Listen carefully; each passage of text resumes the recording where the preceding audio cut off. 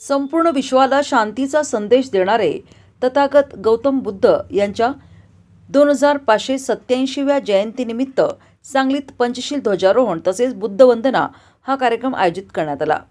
Bharat Ratna doctor Babasaheb Ambedkar जयंती महोत्सव समितीच्या अध्यक्षा स्नेहलताई सचिनदादा सावंत यांनी तथागत गौतम बुद्ध यांच्या प्रतिमेस आणि डॉक्टर बाबासाहेब आंबेडकर यांच्या पुतळ्यास पुष्पहार अर्पण करून अभिवादन केले। यावेळी वीरेंद्र थोरात, विद्यान माने, अनिल साबळे, चेतन गाडे, विकास कांबळे, किरण कांबळे, चिंतामणी कांबळे, रवी ढाले, माणिक गोंधळे, किट्टू कांबळे, सचिन सव्वाखंडे, विशाल साबळे, श्रावस्ती विहाराचे पदाधिकारी यावेळी उपस्थित होते।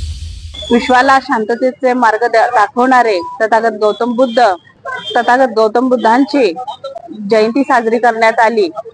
जयंती महोत्सव मंडळ सांगली यांच्या वतीनं आणि सर्व उपासक उपासिकांना गौतम बुद्धांच्या जयंती निमित्त हार्दिक शुभेच्छा देते। जय भीम।